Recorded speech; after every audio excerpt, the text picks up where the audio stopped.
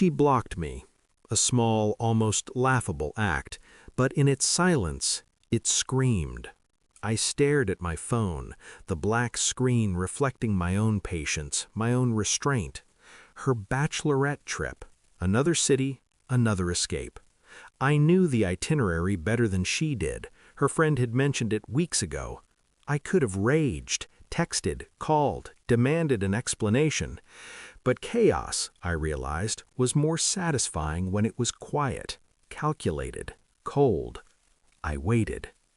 Then the first message came, not from her, of course, but from her friend. Casual, playful, unassuming, perfect. I think she's hiding something. Those words pricked the bubble I'd been living in, and in that moment I decided I wouldn't chase her, I'd trace her, through the one person who still underestimated me. By the time she laughed on her FaceTime call with the bridesmaids, I had already begun assembling the pieces of her weekend. The meals, the texts, the subtle excuses she'd sent her friends. Nothing was random. Every lie had a pattern, every smile a mark. I replayed the night she left, how she kissed me goodbye with just a hint of hesitation, how her eyes flicked, not with guilt, but with amusement, something hidden.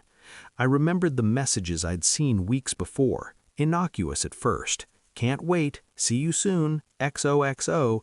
I had dismissed them, too trusting, too slow. Now I couldn't. Through her friend, I started noticing patterns. She had stopped sending her usual updates. Her laughter on calls became carefully measured.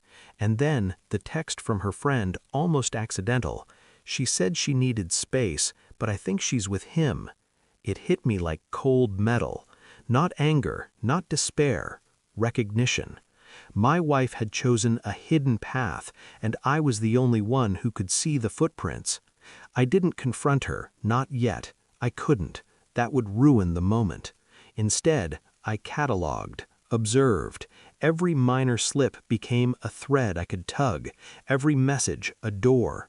I kept calm, kept smiling. On the surface, nothing was wrong. Inside, I was already planning the revelation. I traced her movements, digitally and physically, through her friends' updates. Little slips. A bar she claimed was closed, a hotel she claimed was full. Each discrepancy was a pulse in the quiet chaos I was weaving. Phone records, timing gaps, laughs that lasted too long, texts deleted too quickly. Every detail confirmed what I suspected. I didn't confront. I watched. I waited. I let her believe she was safe, that her secret was airtight. I even played the fool in front of her, smiling when she showed me a photo of the city skyline, pretending to be oblivious. Inside, I was calculating sequences, when to strike, where to reveal, how to dismantle. Her friend became my unwitting ally, dropping hints I could use, guiding me without realizing the scale of what I was building. Every small confession, every half-truth became ammunition. By the end of the trip, I had every detail: the hotel room, the companion, the timing, everything mapped. And yet she remained blissfully unaware that the web was complete. The DNA results came first, cold, clinical, undeniable. I handed her friend the envelope, the one she had jokingly asked about weeks before. She opened it and gasped. And then I looked at her. "I told you," I said quietly. Every detail was right under our noses. When my wife finally appeared, her face lit with false amusement, I let her see the document.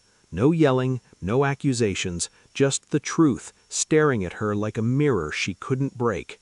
Her laughter faltered, her eyes widened.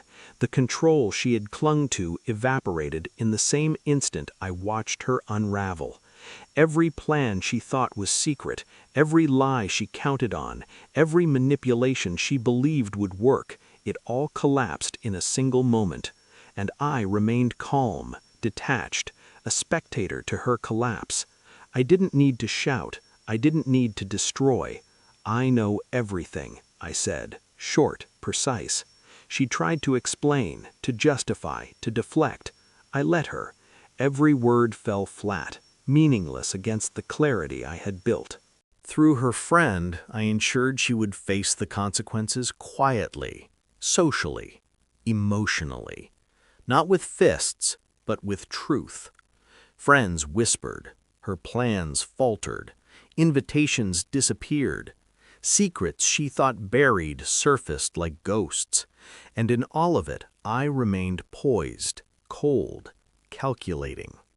The storm beneath my surface finally met its mark, the betrayer broken, exposed, and I untouched.